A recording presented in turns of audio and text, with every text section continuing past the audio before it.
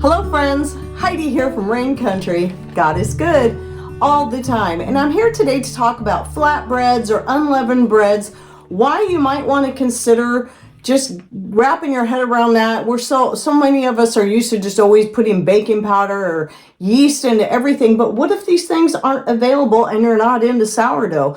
Or you're in a hurry and you don't have time to mess with sourdough. Flatbreads are the quickest, easiest thing to make. This is a very old-fashioned bread. Now, one thing obviously that got me into learning more about unleavened breads, even though I'd been making tortillas for many years from scratch, the tortilla recipe I originally based mine off of had baking powder in it. And I always wondered what the purpose of it was, since it was a flat bread anyway. I thought, well, maybe it just makes it more bubbly. But one thing I learned while doing more of these unleavened breads without baking powder, without yeast in them, is that a lot of times if you cook them right, they will bubble up just fine. No need for baking powder. So I'm never using that in my tortillas ever again. It's not necessary. So I wanted to share with you a few recipes, and the very first one was one I just happened to stumble across. I'm like, ooh, those look good. Usually I like making up my own recipes, but I thought I'd start with that one because I loved how thin and crisp they looked and even bubbly. So what I'll do is I'll link to that blog post I found in the description box down below. But real quick, the recipe was just 2 cups of flour, a half cup of water, and a 1/3 cup of olive oil, a half teaspoon of salt. Mix them together well, roll them out as thin as you can get it, and you'll want to just put them in whatever shape or size is easiest to work with, and then bake at 500 degrees.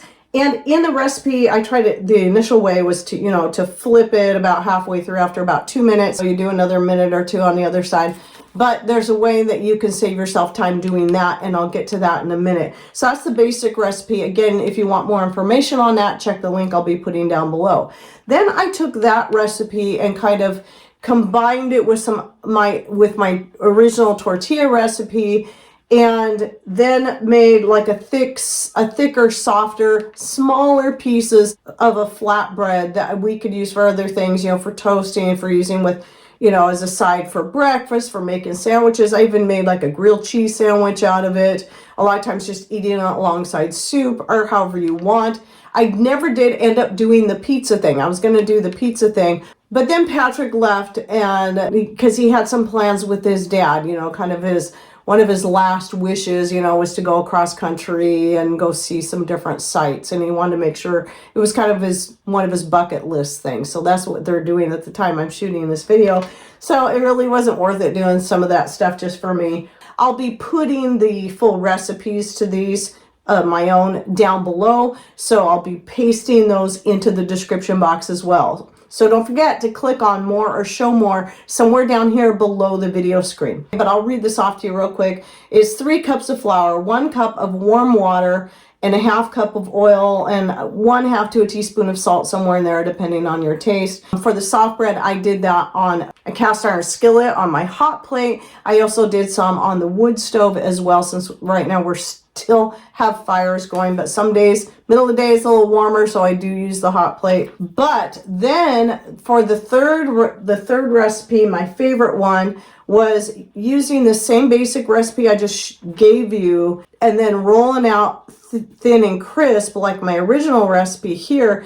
And then the main difference to both the softer one and the one that I rolled out thin is the addition of seeds. I love adding various seeds to my bread. So the 4 main ones I'll use is flax seed, poppy seed, black seed, and hemp seed. Oh yeah, and chia seed, 5 of them.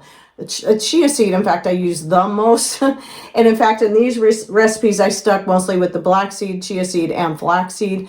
And so what I do with those, in any case, no matter what kind of bread I'm making, even if it is a yeast bread, I put all of those into the bowl first, along with the warm water, so that they can soak for about 10-15 minutes. Obviously, if I'm doing like a dry yeast bread, I'd have the yeast in there too, so it's doing both things at once. It's soaking the seeds as well as activating that yeast. So I do that first so that the seeds. I don't have to grind them, but it will make them more bioavailable, especially those flax seeds, because they do have such a hard outer shell that if you don't chew them up well or grind them or at least soak them, they won't be, you're not gonna get anything out of them. They're just gonna pass right through your system.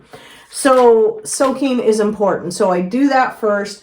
And I'll put the short right here showing me making this cracker bread is what I called it. So it's a multi-grain and seed cracker bread. And then what I did was I took my cast iron pizza pan here, stuck it in the oven and let it heat up in the oven to 500 degrees. I'd be rolling the pieces out nice and thin while I was waiting for the oven to heat up. And then I'd start just tossing the pieces on there. What I found easiest for something like this, a lot of times I'd roll it out and then cut them in half, but pieces about this big, you don't want to get much bigger than that, because when you're rolling them out thin, it's too easy for them to flop over. So if you get it too big, they're going to flop over, and you got all this heat coming out of the oven and, you know, catching you on fire practically. So you want to make sure that you're making it as easy to work with as possible, because you don't want to pull the pan out of the oven. That's the thing. So I put the pan in the middle rack to make it easier, and then it would have even heat on both sides since I had it on bake and not broil. But in this way, I didn't have to flip the pieces. I would just cook them for about 2 to 3 minutes. I find that 2.5 minutes on my oven at 500 degrees seemed to be ideal, where 3 minutes was a little too long, 2 minutes was too short to get the nice crisp and a little bit brown on it. So 2.5 minutes was perfect. So I'd really keep an eye on it, and then I'd take them out and then throw in some more pieces. And that was fastest, easiest way to go with the cracker bread. And it is when it comes to a cracker type bread, that is my personal favorite. Now the flour I use for that is my own 50-50 blend of barley and hard white wheat. And I get these grains from Azure Standard, which I'll link to down below. But they're my favorite place. These are organic, non-GMO grains. I grind them up myself in our Country Living grain mill. And then that is a flour. I didn't add any white flour to any of this. I just used this. I mean, I do use organic white flour that doesn't have anything in it. It's just organic, unbleached white flour. I do like to use that, mix that in especially when I'm doing yeast breads. But when you're doing flatbreads, it really doesn't matter. You know, because the heavier the bread, it won't rise as well. But when it's flatbreads, it doesn't matter. And that way I can get all the whole grain in there. And then I also have a gluten-free flour blend that I create. I have this for the sake of our friends that need to be gluten-free. And I do have a recipe to this. I will also link to down below. And I did use this also to make some of just the softer flat bread with the smaller pieces. I did also make some gluten-free tortillas. And while my first one held together really good, I made tacos. You know, I did that just to try it out. My first one, I didn't have a problem holding together, but when Patrick made his later in the day and the next day I made a taco out of it, they just fell all to pieces. Even though I did add the xanthan gum to that to make sure it would hold together. I don't know why.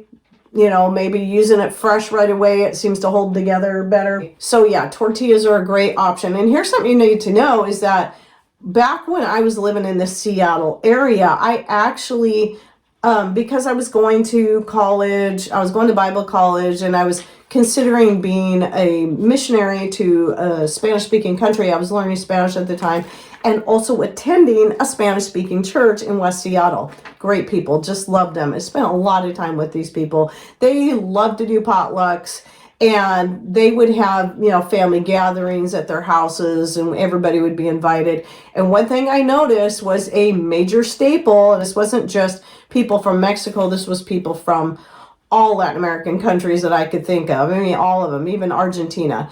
And so their main staple bread was tortillas. It wasn't any kind of yeast bread. I'm not saying they never ate any, but they used tortillas with everything. You know, they would have side dishes. They put it in a tortilla.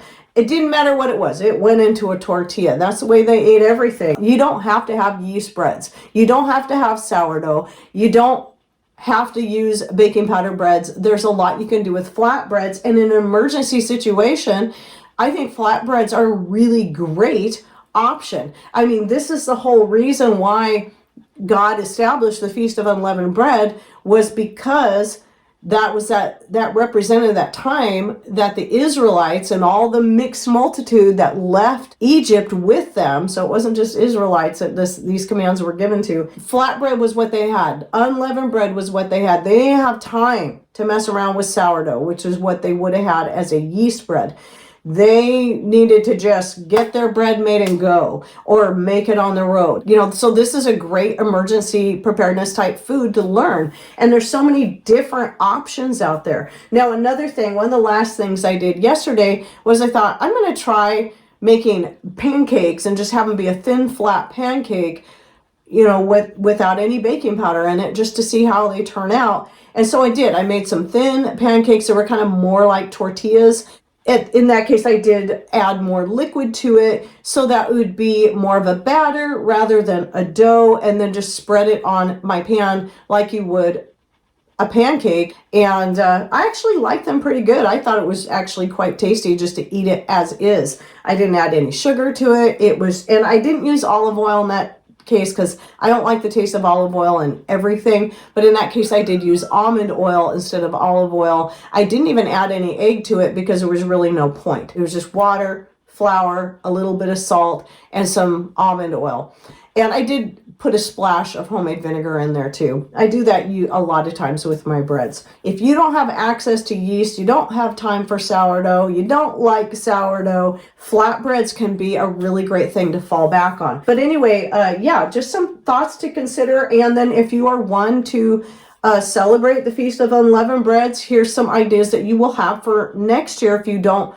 If you want to be prepared with some fresh ideas in there, here's a few things. Like I mentioned, the pizza, tacos, there's so much you can do with flatbread. And please share your thoughts and ideas down below, some other types of recipes you like to use and ways that you like to use them. And I by the way, recommend you follow Cosmopolitan Cornbread. I'm going to link to her channel down below. Really great lady. She has a lot of recipes where she for unleavened bread and ways that she uses it. So I'm going to be checking out her recipes for next year because I would like to also get some other fresh ideas to add in here. So I hope you enjoyed this video, and that whether you keep the feast or not is not really the point. Just some other ideas, because this is a great preparedness item to learn about. And thanks for watching. Take care and God bless.